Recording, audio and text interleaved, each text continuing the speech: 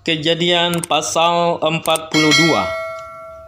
dengan perikop saudara-saudara Yusuf pergi ke Mesir. Setelah Yakub mendapat kabar bahwa ada gandum di Mesir, berkatalah ia kepada anak-anaknya, "Mengapa kamu berpandang-pandangan saja?" Lagi katanya, "Telah ku dengar bahwa ada gandum di Mesir. Pergilah ke sana dan belilah gandum di sana untuk kita, supaya kita tetap hidup dan jangan mati." Lalu pergilah 10 orang saudara Yusuf untuk membeli gandum di Mesir. Tetapi Yakub tidak membiarkan Benyamin, adik Yusuf, pergi bersama-sama dengan saudara-saudaranya, sebab pikirnya, jangan-jangan ia ditimpa kecelakaan nanti. Jadi di antara orang yang datang membeli gandum terdapatlah juga anak-anak Israel, sebab ada kelaparan di tanah Kanaan. Sementara itu Yusuf telah menjadi mangku bumi di negeri itu. Dialah yang menjual gandum kepada seluruh rakyat negeri itu. Jadi ketika saudara-saudara Yusuf datang, kepadanya lah mereka menghadap dan sujud dengan mukanya sampai ke tanah. Ketika Yusuf melihat saudara-saudaranya, segera mereka dikenalnya. Tetapi ia berlaku seolah-olah ia seorang asing kepada mereka. Ia menegur mereka dengan membentak, katanya, "Dari mana kamu?" Jawab mereka, "Dari tanah Kanaan, untuk membeli bahan makanan." Memang Yusuf mengenal saudara-saudaranya itu, tetapi ia tidak dikenal mereka. Lalu teringatlah Yusuf akan mimpi-mimpinya tentang mereka. Berkatalah ia kepada mereka, "Kamu ini pengintai. Kamu datang untuk melihat-lihat di mana negeri ini tidak dijaga." Tetapi jawab mereka, "Tidak, tuanku. Hanyalah untuk membeli bahan makanan hamba-hambamu ini datang. Kami ini sekalian anak dari satu ayah. Kami ini orang jujur. Hamba-hambamu ini bukanlah pengintai." Tetapi ia berkata kepada mereka, "Tidak. Kamu datang untuk melihat-lihat di mana negeri ini tidak dijaga." Lalu jawab mereka, "Hamba-hambamu ini 12 orang. Kami bersaudara, anak dari satu ayah di tanah Kanaan. Tetapi yang bungsu sekarang ada pada ayah kami, dan seorang sudah tidak ada lagi."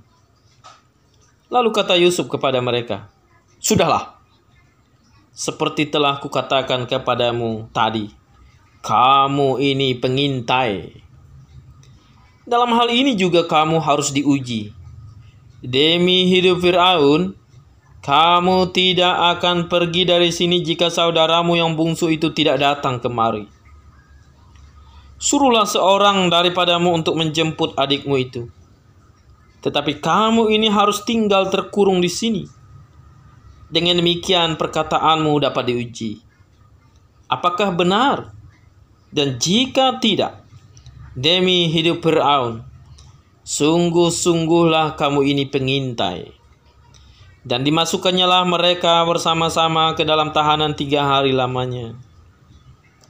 Pada hari yang ketiga berkatalah Yusuf kepada mereka, "Buatlah begini, maka kamu akan tetap hidup. Aku takut akan Allah. Jika kamu orang jujur, biarkanlah dari kamu bersaudara tinggal seorang terkurung dalam rumah tahanan. Tetapi pergilah kamu, bawalah gandum untuk meredakan lapar seisi rumahmu. Tetapi saudaramu yang bungsu itu haruslah kamu bawa kepadaku, supaya perkataanmu itu ternyata benar dan kamu jangan mati." Demikianlah diperbuat mereka. Mereka berkata seorang kepada yang lain, Betullah kita menanggung dosa akibat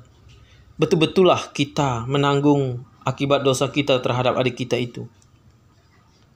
Bukankah kita melihat bagaimana sesak hatinya ketika ia memohon belas kasihan kepada kita? Tetapi kita tidak mendengarkan permohonannya. Itulah sebabnya kesesakan ini menimpa kita. Lalu Ruben menjawab mereka, Bukankah dahulu kukatakan kepadamu, janganlah kamu berbuat dosa terhadap anak itu. Tetapi kamu tidak mendengarkan perkataanku. Sekarang darahnya dituntut daripada kita." Tetapi mereka tidak tahu bahwa Yusuf mengerti perkataan mereka, sebab mereka memakai seorang juru bahasa. Maka Yusuf mengundurkan diri dari mereka lalu menangis. Kemudian ia kembali kepada mereka dan berkata-kata dengan mereka. Ia mengambil Simeon dari antara mereka lalu disuruh belenggu di depan mata mereka. Sesudah itu Yusuf memerintahkan bahwa tempat gandum mereka akan diisi dengan gandum dan bahwa uang mereka masing-masing akan dikembalikan ke dalam karungnya, serta bekal mereka di jalan akan diberikan kepada mereka. Demikianlah dilakukan orang kepada mereka itu. Sesudah itu mereka pun memuat gandum itu ke atas keledai mereka lalu berangkat dari situ. Ketika seorang membuka karungnya untuk memberi makan keledainya di tempat bermalam, dilihatnya lah uangnya ada di dalam mulut karungnya. Katanya kepada saudara-saudaranya, "Uangku dikembalikan. Lihat, ada dalam karungku." Lalu hati mereka menjadi tawar dan mereka berpandang-pandangan dengan gemetar serta berkata,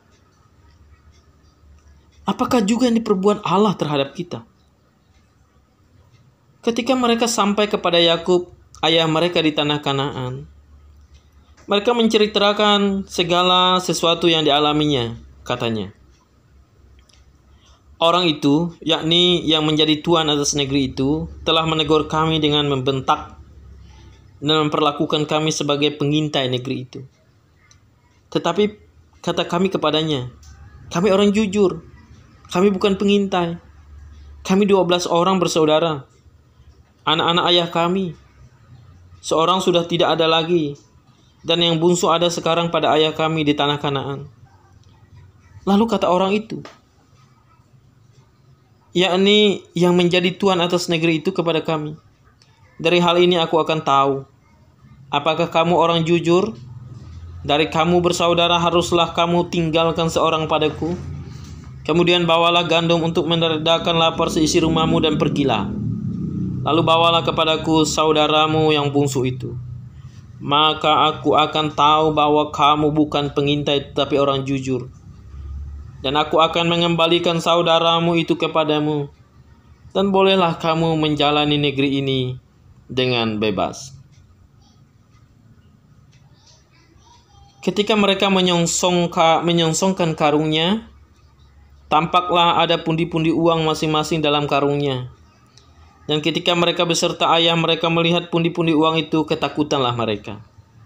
Dan Yakub ayah mereka berkata kepadanya, "Kamu membuat aku kehilangan anak-anakku. Yusuf tidak ada lagi, dan Simeon tidak ada lagi. Sekarang Benyamin pun hendak kamu bawa juga. Aku inilah yang menanggung segala-galanya itu." Lalu berkatalah Ruben kepada ayahnya, "Kedua anakku laki-laki boleh engkau bunuh jika ia tidak kubawa kepadamu. Serahkanlah dia ke dalam tanganku, maka dia akan kubawa kembali kepadamu." Tetapi jawabnya, "Anakku itu tidak akan pergi ke sana bersama-sama dengan kamu, sebab kakaknya telah mati dan hanya dialah yang tinggal. Jika dia ditimpa kecelakaan di jalan yang akan kamu tempuh, maka tentulah kamu akan menyebabkan aku yang ubanan ini turun ke dunia orang mati karena duka cita." Demikianlah firman Tuhan.